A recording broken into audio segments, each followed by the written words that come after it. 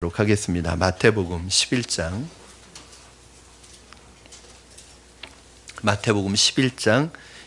28절에서 30절까지 말씀입니다. 마태복음 11장 28절에서 30절까지 말씀, 세 절 말씀인데 저와 여러분 한 목소리로 읽도록 하겠습니다. 시작. 수고하고 무거운 짐진 자들아 다 내게로 오라. 내가 너희를 쉬게 하리라. 나는 마음이 온유하고 겸손하니 나의 멍에를 메고 내게 배우라. 그리하면 너희 마음이 쉼을 얻으리니 이는 내 멍에는 쉽고 내 짐은 가벼움이라 하시니라. 아멘.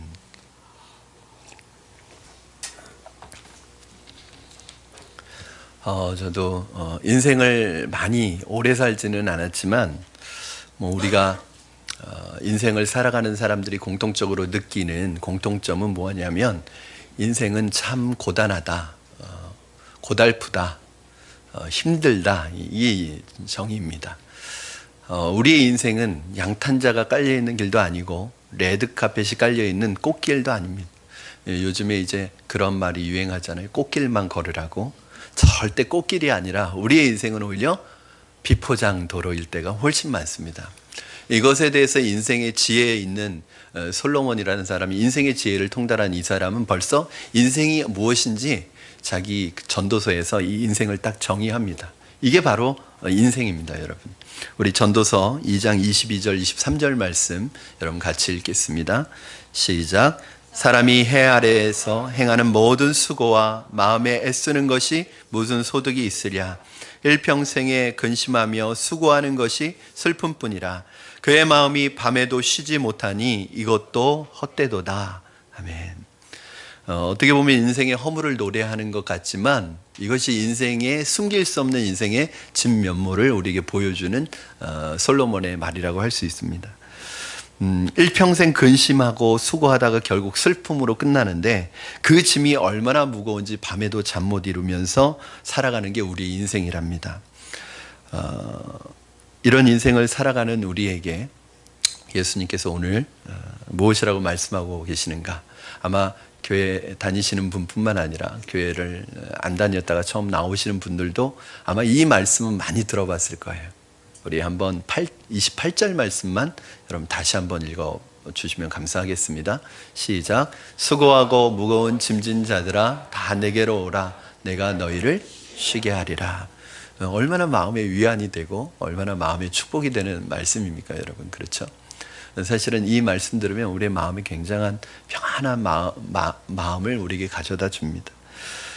살벌한 사막에서 살아가는 우리에게 마치 오아시스와 같은 그러한 샘물을 발견하는 그런 기쁨을 주는 말씀입니다. 그런데 도대체 예수님이 어떤 분이시길래 우리에게 이런 안식을 주고 우리에게 이런 쉼을 주실 수 있을까? 예수님을 우리가 믿고 따라가도 되는 것일까? 예수님을 신뢰해도 되는 것일까? 우리가 그분을 신뢰하고 믿어야 그분을 따라갈 수 있는데 그분이 이렇게 무거우고 수고하고 무거운 짐진 자들아 다 내게로 오라고 한다고 우리가 따라갈 수 있는가? 그분이 어떤 분인가부터 우리가 좀 알아봐야 합니다. 그분이 우리에게 정말 이런 안식을 주실 수 있는 분일까? 여러분, 사람은 안식을 줄 수 없습니다. 그런데 예수님이 우리를 따라오라고 할 때는 이분은 안식을 주실 수 있는 분이기 때문인데 이분이 어떤 분이시길래 우리에게 이런 안식을 주실 수 있을까요?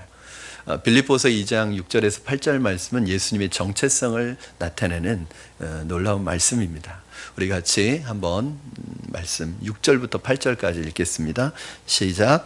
그는 근본 하나님의 본체시나 하나님과 동등됨을 취할 것으로 여기지 아니하시고 오히려 자기를 비워 종의 형체를 가지사 사람들과 같이 되셨고 사람의 모양으로 나타나사 자기를 낮추시고 죽기까지 복종하셨으니 곧 십자가에 죽으심이라. 아멘. 여기서 그는 근본 할 때 이 그가 누구냐면 예수님이에요. 예수님은 근본 뭐예요? 하나님의 본체시래요.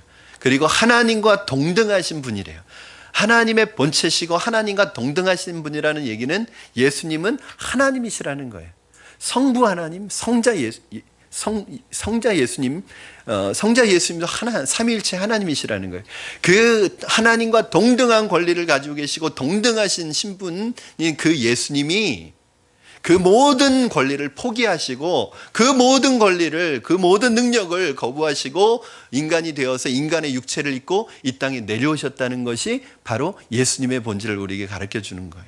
그분은 인간이 아니라 하나님이신 분이 인간의 몸을 입고 이 땅에 내려오셨다는 거예요. 왜요? 왜 내려오셨을까요?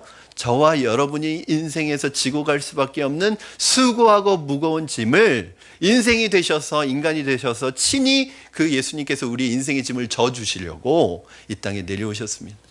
예수님이 이 땅에 내려오신 목적이 뭐냐? 여러분의 짐을 대신 져주시려고 내려오셨다는 거예요. 그런데 우리는 여전히 예수님이 내 곁에 계시고 예수님을 믿고 있는데도 내 인생의 모든 무거운 짐들을 다 내가 짊어지고 살아가고 있어요. 어떤 그 선교사님이 대전에, 우리나라 그 선교 초기에 대전에서 대전 그때는 뭐 시내 뭐 이런 것도 없었겠지만 이렇게 집에서 사택에서 대전 선교사 사무실까지 이렇게 가시는데 거리가 너무 머니까 그 50년대 이 차를, 찝차를, 군용 찝차를 이렇게 끌고 다니셨답니다. 근데 뭐 워낙 도로가 비포장도로이니까 그 군용 찝차를 타고 이렇게 오시는데 막 그 아낙네들이 이 짐을 짊어지고 그 비포장도로를 걸어가고 있는데 혼자 차를 이렇게 몰고 가면 그 먼지가 막 풀풀 나니까 너무 그게 마음에 미안해가지고 이제 지나가면서 그 중에 이제 많이 힘들어하는 여인들을 좀 찝차의 뒤에 태우려고 이렇게 태우는데 한 여인이 너무 힘들게 가고 있어서 너무 짐이 무거워 보여서 찝차에 타라고 그랬대요. 그래서 한참 찝차를 몰고 가는데 이상하게 뒤에서 낑낑거리는 소리가 들리더래요. 그래서 이렇게 돌아봤더니 그 찝차를 타고 이 짐을 머리에 그대로 이고 있는 거예요. 그러니까 여러분, 이게 차가 흔들릴 때마다 이 짐이 머리를 짓누르니 차라리 걸어가는 게 낫지 이게 타고 가는 게 아무 의미가 없는 거예요. 그래서 차를 멈추고 물어봤답니다. 아니 왜 차를 타고 짐을 머리에 이고 있냐고.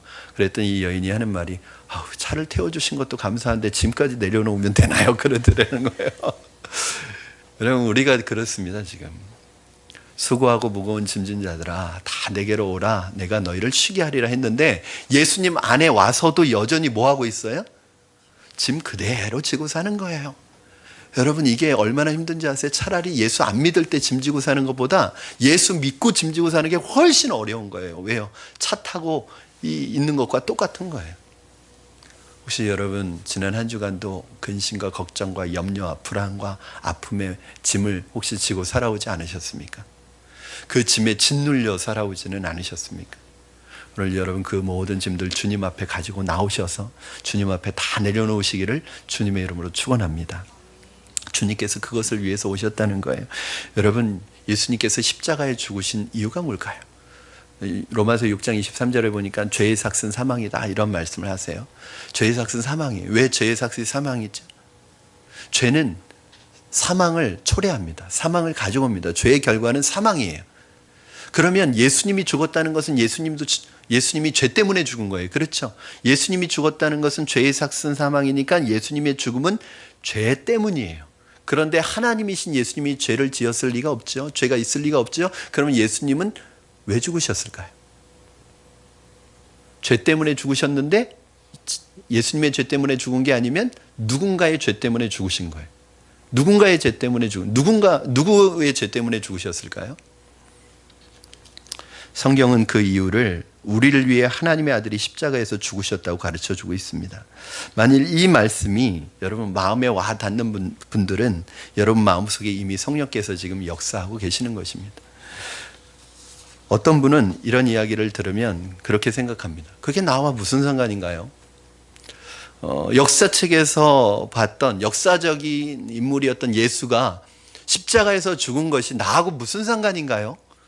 라는 마음이 드는 분들은 아직 마음이 열리지 않은 거예요. 아직 믿음이 생기지 않아서 그런 것입니다. 그러나 예수님의 그 십자가, 그분이 죽으셨던 그 십자가가 나 때문이었구나, 내 죄 때문이었구나 라는 것을 느끼게 되는 분들은 이미 그 마음속에 놀라운 변화가 일어나고 있는 것입니다. 교회를 10년, 20년 다녀도 이 사실을 전혀 모르고 다니는 분들이 많습니다. 그러니까 교회를 다녀도 맹숭맹숭한 거예요. 내가 예수님 믿었다는 어떤 기쁨과 감격이 전혀 없는 거예요. 복음에 대한, 구원받음에 대한 기쁨이 없습니다. 그러다 보니까 세상에 나가서 내가 크리스찬이라는 거 드러내지 않습니다. 왜냐하면 내 안에 기쁨과 감격이 없기 때문에 내가 크리스찬이라는 거 드러내지 않습니다. 왜? 크리스찬이라는 걸 드러내봤자 괜히 손해만 보고 피해만 당하고 사람들에게 내가 손해봐야 될 거라고 생각하기 때문에 절대 자신이 교회 다니는 거, 크리스찬이라는 거 드러내지 않습니다. 마치 내가 신앙이 없는 것처럼 그냥 일반 사람들과 섞여서 살아갑니다. 똑같이 살아갑니다.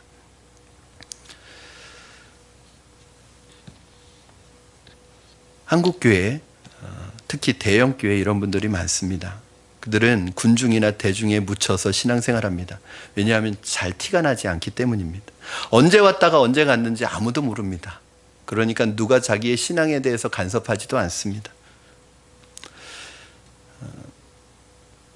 바로 이런 이유 때문에 사람들은 대형교회를 선호합니다. 왜? 이분들이 이렇게 신앙생활하는가?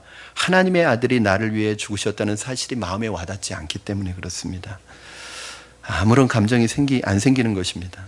그러나 여러분, 정말 예수님이 나의 생명을 위해 죽으셨고 그로 인해 내가 살았다는 것을 알게 되면 지금 그대로 살아가는 것이 불가능합니다.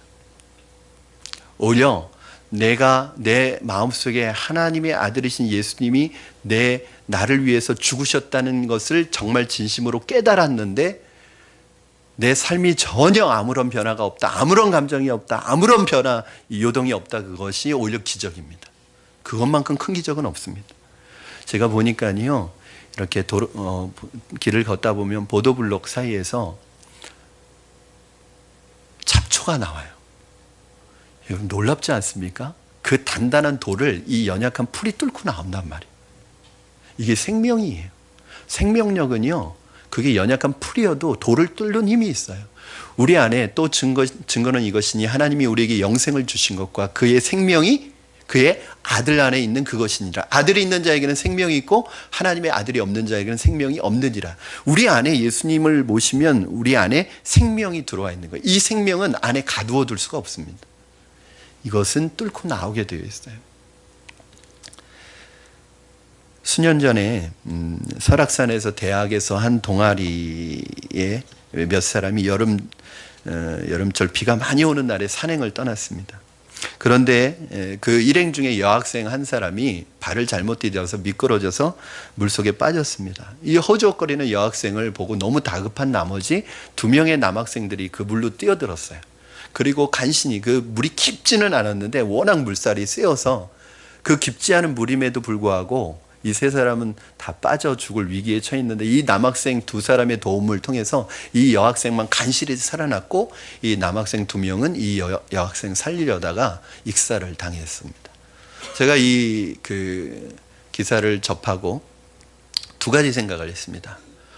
저 여학생이 살아갈 수 있을까? 자기 때문에 누군가 2사람이 죽었고 자기는 살아났어요. 평생 저 마음의 짐을 어떻게 가지고 살까? 얼마나 괴로울까? 그런 생각을 했습니다. 그러나 또 한편으로는 만약에 저 여학생이 정말 정신 차리고 내가 지금 살아난 것은 2 남학생 친구 때문이고 그들이 없었으면 나는 이 세상에 없는 존재다. 그러므로 내가 살아가고 있는 지금 이 삶은 덤으로 살고 있는 거다. 그렇다면 내 이 삶을 함부로 살아가지 않고 그 나를 위해서 목숨을 버린 그 2 남학생의 목까지 내가 정말 열심히 의미 있게 가치 있게 이 삶을 살아가야지라고 생각한다면 아마 그 여학생의 삶은 완전히 달라진 삶을 살아갈 것입니다. 그런데 만약에 이 여학생이 시간이 지나면서 그때 일을 잊어버리고 남들처럼 즐기면서, 인생을 즐기면서 아무렇게나 살아간다면 그 주변에 있는 여학생들, 그리고 특히 그 남학생들의 부모는 어떠한 마음이 들까요? 우리 아들이 저런 애를 위해서 죽었나? 아깝다. 죽은 사람이 아깝다. 그런 마음 들지 않겠습니까? 그 여학생 손가락질 받지 않겠습니까? 마찬가지로 여러분이 예수 믿는다는 것, 여러분 가볍게 우습게 생각하지 마십시오. 예수님이 나를 위해서 구원을 선물로 주시고 나는 구원을 공짜로 받았어요. 내가 한 것이 없어요. 믿은 것 외에는 내가 한 것이 없습니다. 그렇기 때문에 구원을 싸구려라고 생각하시면 천만입니다. 여러분이 구원을 받기 위해서 여러분은 공짜로 구원을 받았을는지 모르지만 여러분에게 구원을 주시기 위해서 하나님 아버지는 독생자 하나밖에 없는 아들의 핏값을 치르고 여러분을 구원해 주신 거예요. 여러분은 이 세상에서 가장 비싼 값을 받고 구원을 받은 거예요. 하나님의 아들이 나 대신 희생하셨다. 그러므로 그분의 사랑과 은혜가 헛되지 않도록 살아야겠다. 이러한 결단과 각오를 가지고 사는 게 뭐냐면 믿음입니다. 믿음 생활이에요. 여러분, 믿음 생활이라고 하는 것은 일주일에 한 번 주일날 교회 출석하는 게 믿음 생활이 아닙니다.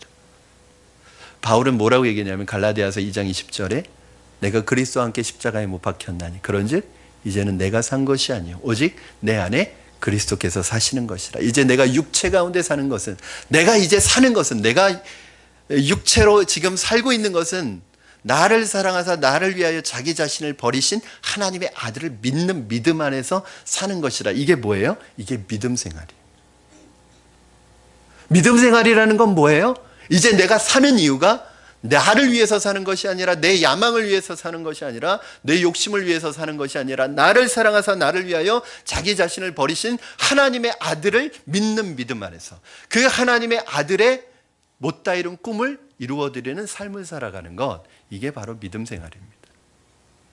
바로 그 예수님이 우리를 위해 죽으시고 부활하신 그 예수님이 하나님의 아들이시며 하나님이신 그 예수님이 바로 오늘 저와 여러분에게 말씀하십니다. 수고하고 무거운 짐진 자들아 다 내게로 오라. 내가 너희를 쉬게 하겠다.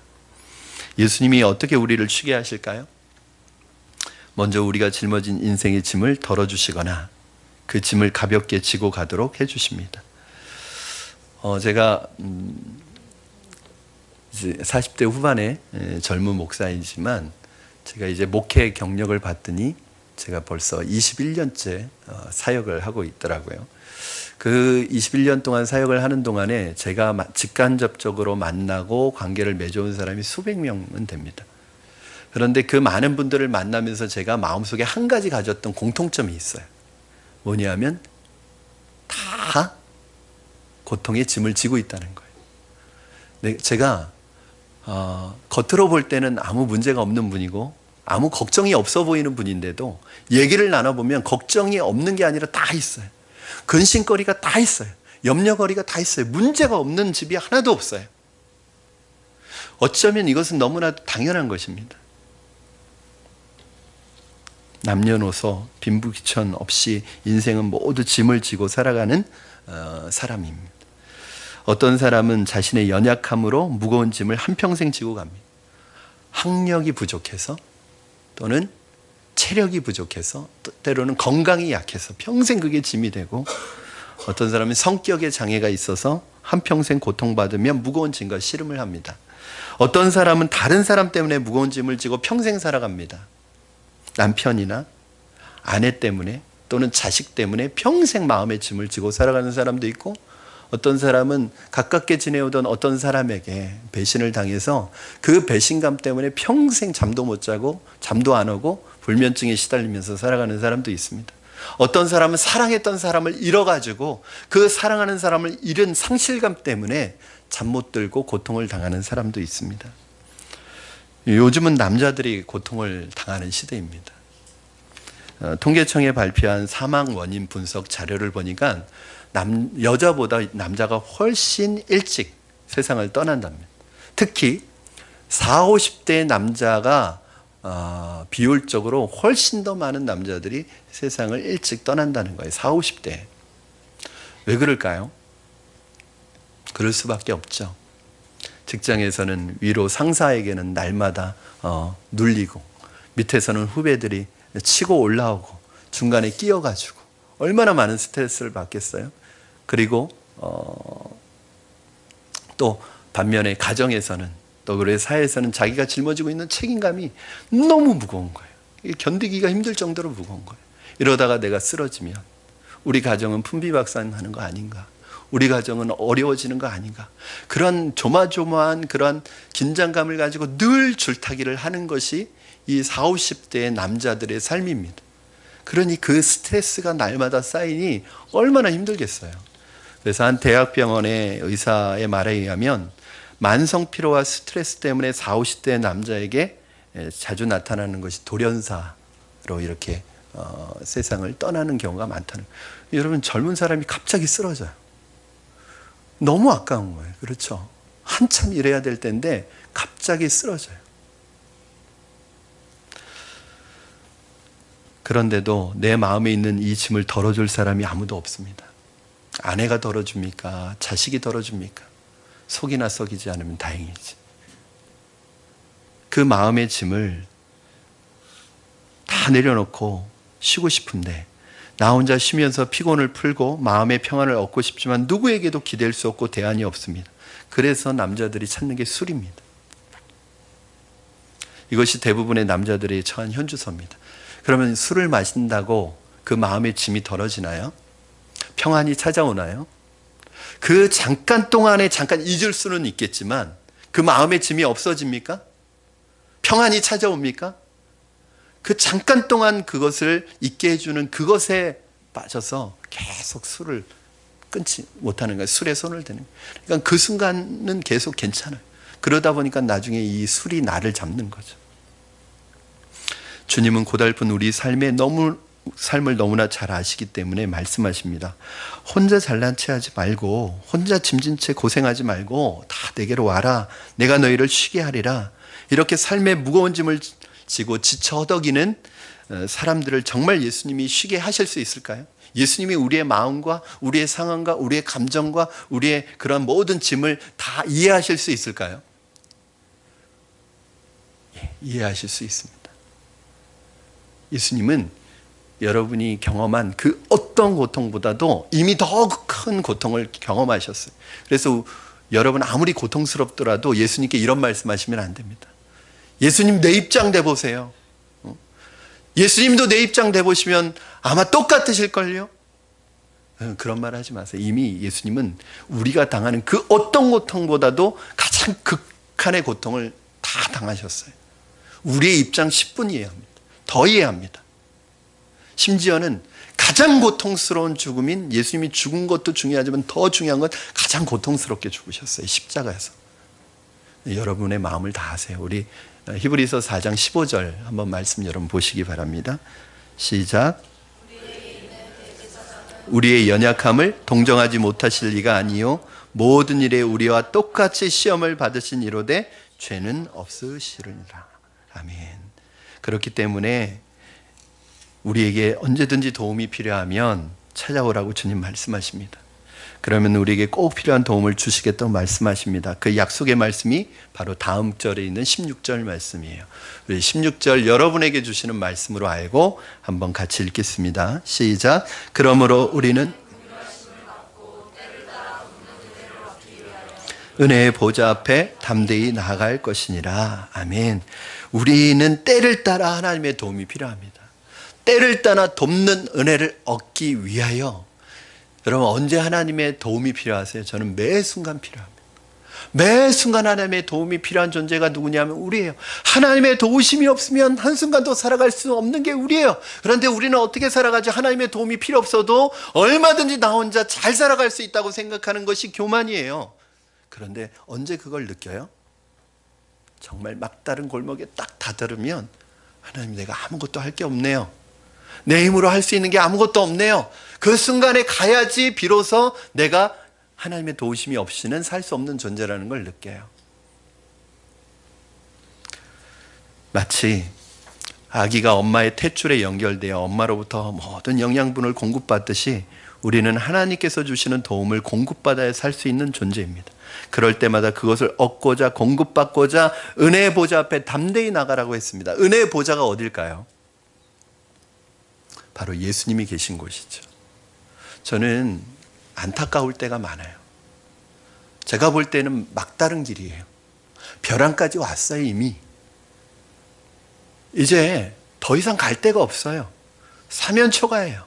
이거 뭔지 아세요? 하나님이 나를 부르시는 신호예요. 그런데도 하나님 앞에 나오지 않아요. 그런데도 그 순간에도 내 힘으로 한번 해보려고 그래요. 지금까지 평생 내 힘으로 해봤잖아요. 내 능력으로 해봤잖아요. 그런데 다 되던가요? 저는 그때 좀 나왔으면 좋겠어요. 하나님 앞에. 그 무거운 짐 들고 더 이상 버티지 말고 주님 앞에 나와서 무릎 꿇고 주님 앞에 구하고, 하나님 잘못했어요. 용서해 주세요. 제가 몰라서 그랬어요.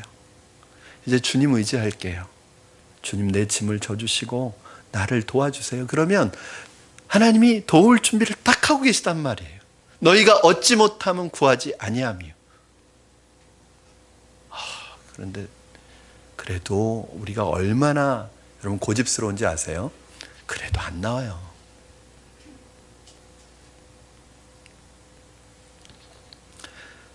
대부분 교회에 나오는 분들을 보면 처음에는 누군가에 이끌려 나오게 됩니다. 그래서 처음에는 찬송도 부르지 않고요, 기도할 때 눈 뜨고 있어요. 다 보입니다. 그리고 예배 설교 들을 때 거의 졸거나 거의 잠을 잡니다. 그래도 하나님께서 그분에게 계속 은혜의 빛을 비춰주세요. 그게 중요한 건 나와 있는 게 중요해요. 졸더라도요, 여러분 나오셔요. 아유, 내가 가서 조는데 무슨 가는 게 의미가 있나? 나오세요. 괜찮아요. 여기 와서 주무세요. 뭐 이불은 못 깔아드려도 여러분 의자가 편하시니까 그냥 주무세요. 계속 나와서 있으면 하나님이 이 예배를 통해서 은혜의 빛을 비춰주시는데 어느 순간에 말씀이 귀에 들어오기 시작하는 거예요. 눈이 번쩍 뜨여서 설교가 들리기 시작하는 거예요. 그리고 마음속에 자기도 모르게 찬송을 따라 부르고 있는 거예요. 나아가서 조금 더 예수님에 대해서 공부하고 싶은 마음이 점점 내 마음속에 드는 거예요. 어떤 분이 목사님 저는 성경 공부 싫어합니다. 저 건들지 마세요. 이렇게 저에게 경고를 하시는 분이 있었어요. 그런데 그분이 어느 날부턴가 성경을 공부하고 싶은 마음이 자꾸 드는 거예요. 성경 공부를 하면서 어느 순간 예수님이 나를 위해 죽으셨다는 사실을 가슴 깊이 받아들이기 시작합니다. 그때부터는 교회만 나오면 눈물이 나는 거예요. 여러분, 점잖은 남자가 부끄러운 줄 모르고 손수건으로 자꾸 연신 눈물을 훔치는 거 보면 여러분 자존심도 상하잖아요. 근데 그런 분들을 한두 번 본 게 아니에요. 뭐 남녀노소를 불문하고. 제가 지난주에 이제 새생명 축제 때 이 앞에 앉아 있는데 그냥 자리에 앉는데 그냥 그때부터 눈물이 자꾸 나는 거예요.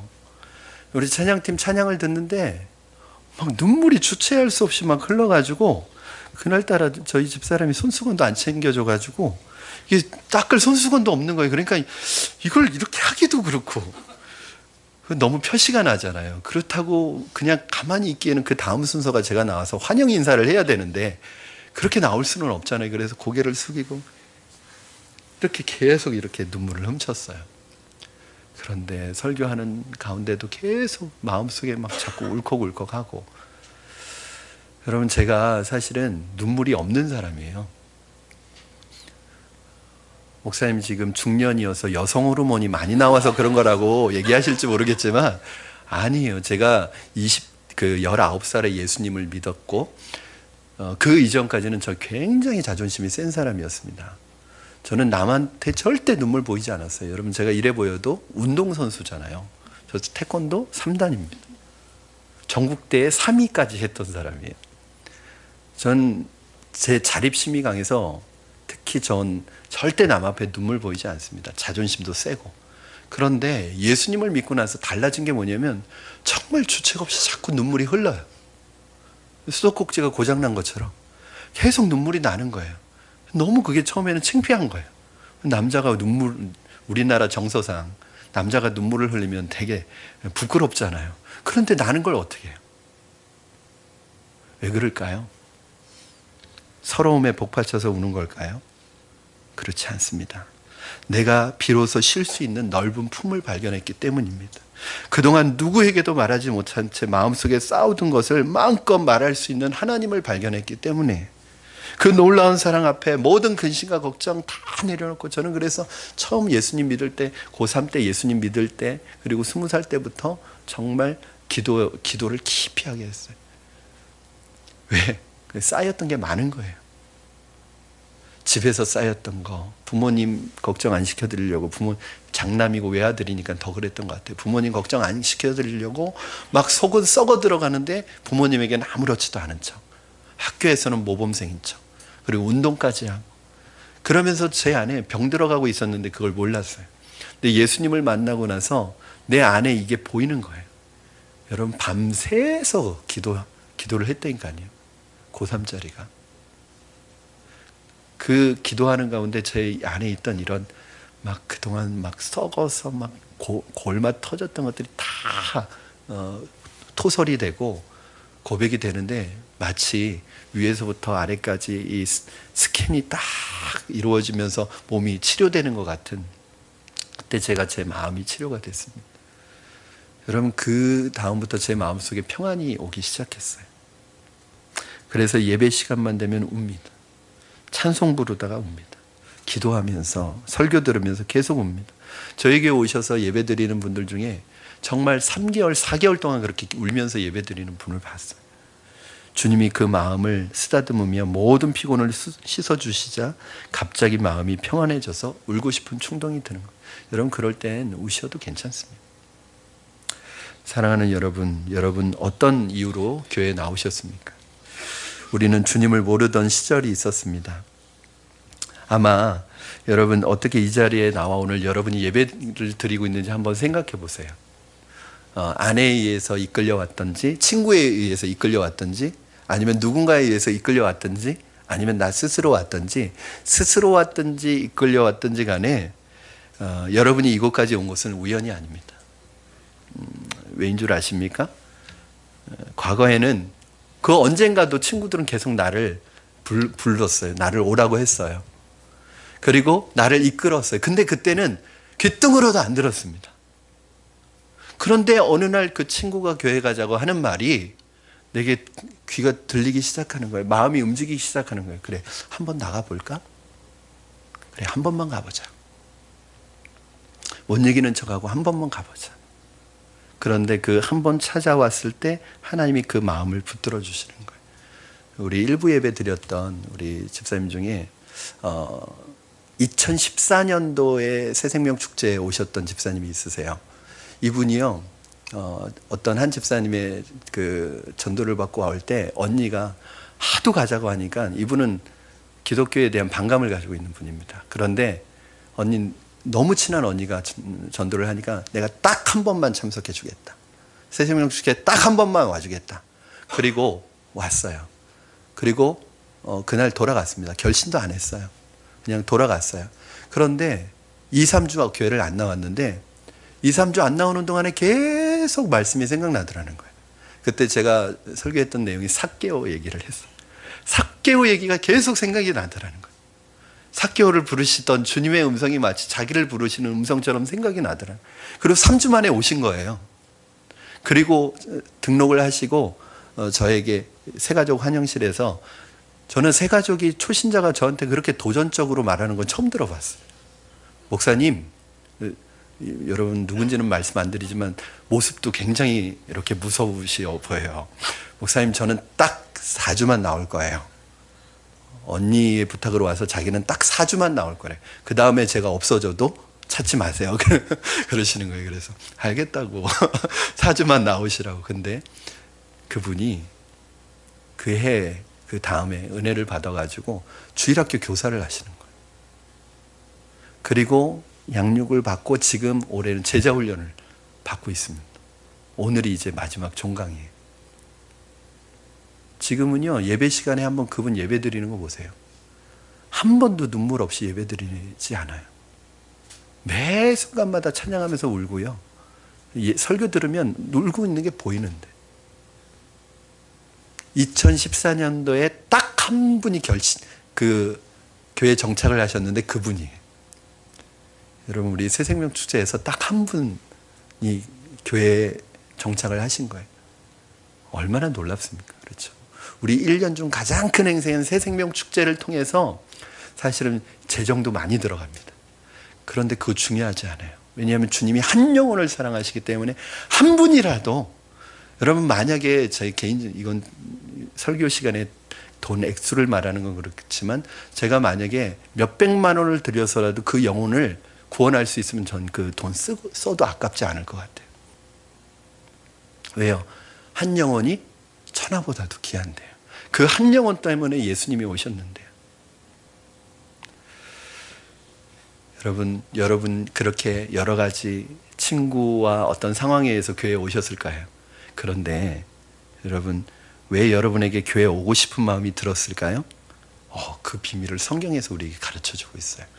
에베소서 2장 8절 말씀 여러분 같이 한번 읽어주시면 감사하겠습니다. 시작.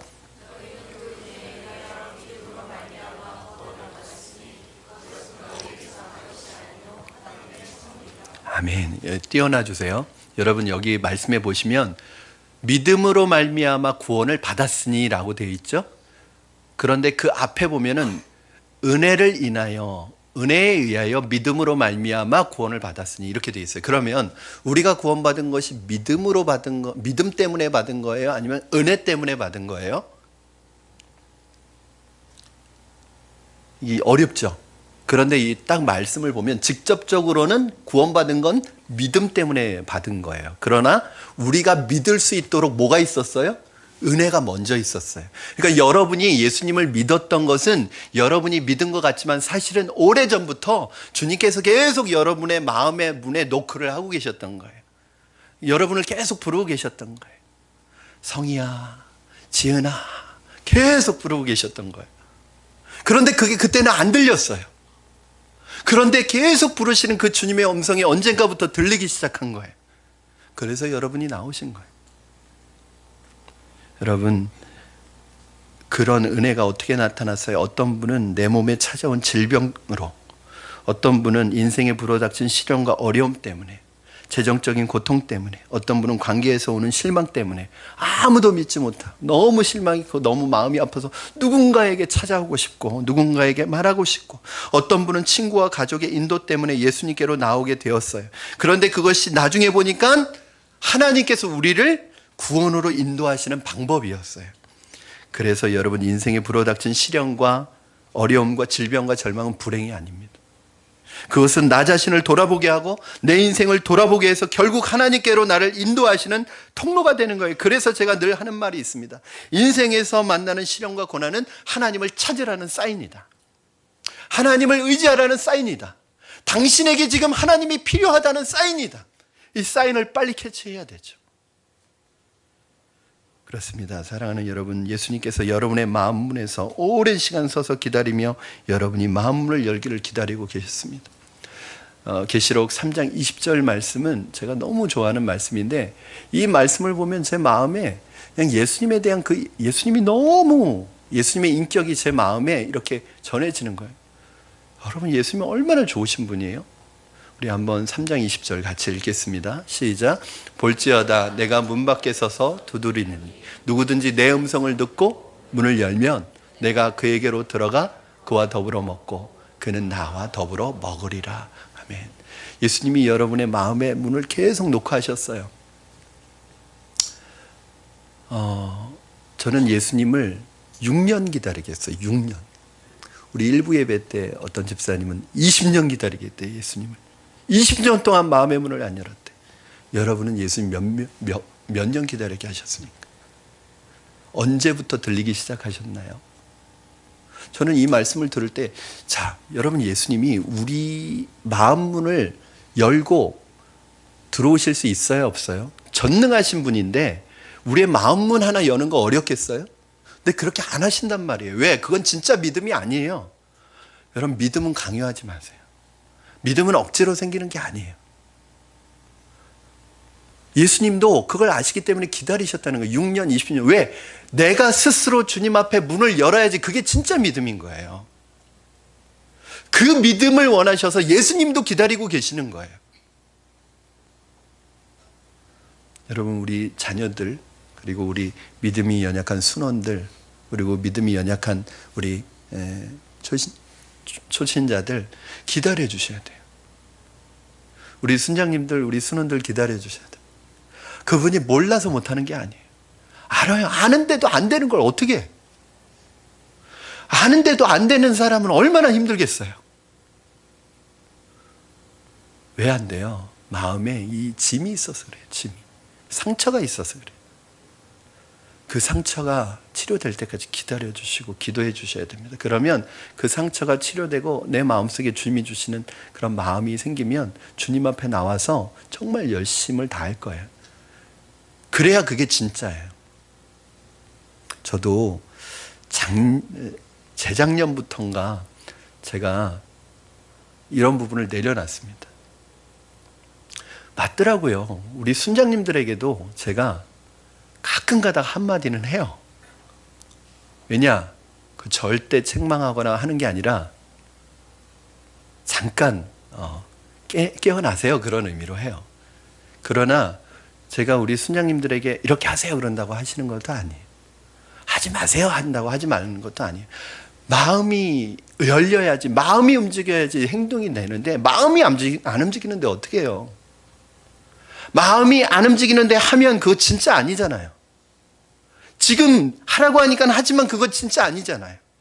내가 마음이 움직여서 해야 그게 진짜잖아요. 기쁘잖아요. 그 마음을 치료하시는 분이 누구세요? 예수님이세요. 여러분 혹시 아직도 예수님을 기다리게 하고 계시는 분 계십니까? 저는요 짝사랑을 딱 한 번 해봤어요. 많이 했을 것 같나요? 저는 딱 한 번 해봤어요. 그런데 짝사랑만큼 힘든 게 없어요. 아무리 사랑을 해도 받아주지 않는데. 짝사랑 해보신 분은 얼마나 속이 타는지 알 거예요. 그런데 주님은요 20년 동안 짝사랑하고 있어요. 지금 6년 동안 짝사랑하고 계셔요. 저 같으면 그럴 것 같아요. 야, 사람이 너밖에 없는 줄 알아? 응? 사람 많어. 그리고 저는 떠날 것 같아요. 근데 예수님은 계속 여러분이 마음 문 열 때까지 계속 그 자리에서 계속 녹화하고 계셨어요. 그랬으니까 여러분이 들으신 거예요. 만약에 중간에 돌아가셨으면 안 들렸을 텐데요. 여러분 우리가 가장 무거운 짐은 어떤 짐일까요? 아무리 벗어버리려 해도 벗어지지 않는 엄청나게 무거운 짐이 있는데 바로 죄의 짐입니다. 예수님은 오늘 저와 여러분에게 이 죄의 짐, 더 자세히 말하면 이 죄책감의 짐을 덜어주신다고 하십니다. 저도 죄를 짓습니다. 여러분도 죄를 짓습니다. 제가 목사이기 때문에 죄를 안 지을까요? 생각으로 마음으로 죄를 안 지을까요? 행동으로 죄를 안 지을까요? 아니에요. 다만 여러분이 모를 뿐이에요. 저 혼자만 아니까. 인간은 모두 죄를 짓습니다. 그런데 문제는 이 죄를 짓고 나면 뭐가 찾아와요? 양심의 상처가 생긴다는 거예요. 이걸 죄책감이에요. 여러분 겉에 나는 상처는요 시간이 지나면 아물어요. 그러나 이 마음속에 양심에 생긴 상처와 죄책감은요 시간이 지나도 없어지지 않아요. 해결되지 않아요. 그래서 불안해지기 시작합니다. 그래서 집안에 좋지 않은 일이 생기면 항상 우리 어떤 생각을 해요? 내가 지은 죄가 있어서 그렇지. 내가 지은 죄 때문에 이런 일이 있는 건 아닌가. 그런 마음의 양심의 이게 뭐냐면 죄의 짐을 가지고 있다는 증거예요. 죄책감은 우리를 공포와 불안을 일으킵니다. 이것은 무서운 짐입니다. 누구나 다 조금씩은 이것을 가지고 있습니다. 평생 아내에게, 평생 남편에게 털어놓지 못한 죄가 있습니다. 평생 그 가지고 살아가면서 혼자 알고 있는 죄가 있습니다. 어떤 사람은 내가 만약에 유명해지고 TV에 나오면 찔리는 사람도 있습니다. 여러분 이번에 그 청문회 하는 거 보면 뭐 여당 야당을 떠나서 여러분 그 어디에서 그렇게 정보를 수집하는지 뭐 하나도 문제가 없는 사람이 없어요. 만약에 여러분 그 청문회 그 현장에 여러분을 세워놓고 청문회 한다고 하면 여러분 우리는 괜찮을까요? 그 청문회보다도 더 무서운 하나님의 법정에 세워놓고 우리를 하나님이 평가하신다면 우리는 정말 괜찮을까요? 괜찮지 않죠. 우리는 이 죄책감의 짐을 하루빨리 덜어내지 않으면 안 됩니다. 이것이 계속 남아서 우리를 짓누르면 자신도 모르는 사이에 영혼과 육체가 피폐해져 가요. 주님이 왜 십자가에 죽으셨습니까? 이 죄책감을 덜어주기 위해서 죽으셨습니다. 그러므로 예수님이 나에게로 나오라 내가 너희를 쉬게 하리라 하신 말씀은 내가 너를 죄책감으로부터 자유롭게 해주겠다. 오직 예수님만이 죄를 사하는 권세가 있고 예수님만이 우리를 용서해 주실 수 있고 예수님이 우리를 부르셔서 아들아 딸아 내가 용서해 주마. 이 말을 듣는 순간에 내 마음에 평안이 임한다니까요. 예수님이 아니면 여러분 우리 죄의 문제는 어디에서도 평안을 누릴 수 없어요. 오늘 주님 앞에 나와서 여러분 그렇게 고백하십시오. 하나님, 제가 과거에 주님 모를 때 몰라서 이런 죄를 지었습니다. 내가 주님과 동행하지 않아서 이런 죄를 지었습니다. 요한일서 1장 9절 말씀에 만일 네가 네 자를 자백하면 저는 미쁘시고 의로우사 내 죄를 사하시며 모든 불의에서 우리를 깨끗게 하실 것이라고 약속하셨어요. 뭐라고 하기만 하면? 108배 하면? 공덕을 쌓으면? 천일 기도하면? 아니, 고백만 하면 잘못했어요 주님, 용서해 주세요, 이 말 한마디면, 여러분 그렇잖아요. 우리 아이들 키울 때 저희 아이들도 잘못했을 때 맞는 매의 대수가 있습니다. 그런데 차마 매를 못 때릴 때가 있어요. 뭐냐면 우리 둘째는 꼭 바지가랑이를 잡고 막 꽉 잡고 아빠 막 눈물이 흐르면서 아빠 용서해 주세요, 다시는 안 그럴게요. 그러면 그 아이를 보고 어떻게 제가 매를 댑니까? 그냥 주님은 여러분 어려운 걸 원하시는 게 아니에요. 여러분이 그냥 주님 앞에 나와서 주님 용서해 주세요, 주님 이제 주님 저의 무거운 죄의 짐을 덜어주세요. 그러면 주님이 그 순간에 여러분을 자유하게 해 주실 줄로 믿습니다. 말씀을 정리합니다. 남모르게 지은 죄를 차곡차곡 쌓아놓고 그 밑에서 불안과 두려움에 떨지 마시기 바랍니다. 예수님을 믿고 예수님께 맡기고 다 털어버리시기 바랍니다.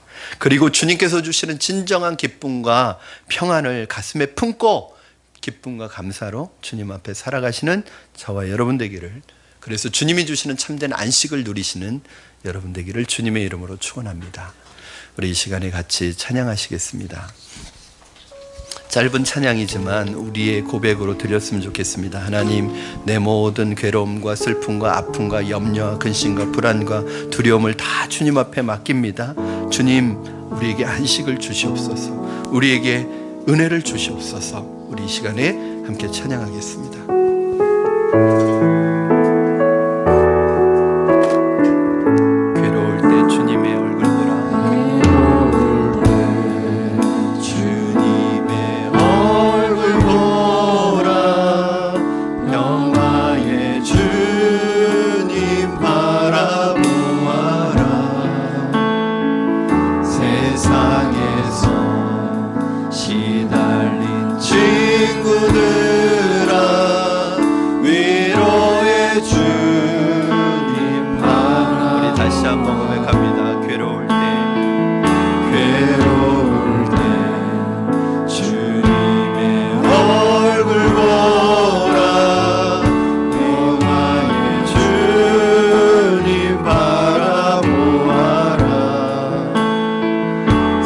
세상에서 시달린 친구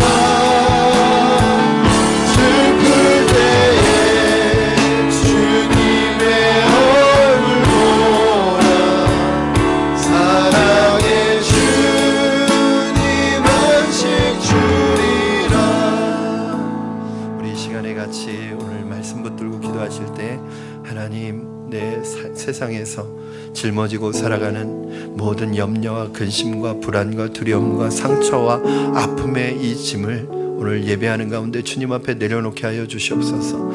하나님, 우리 마음속에 죄의 짐을, 이 죄책감으로 인하여 고통스러운 죄의 짐을 오늘 기도하면서 주님 앞에 고백할 때 이 죄의 짐으로부터 자유하게 하여 주시옵소서.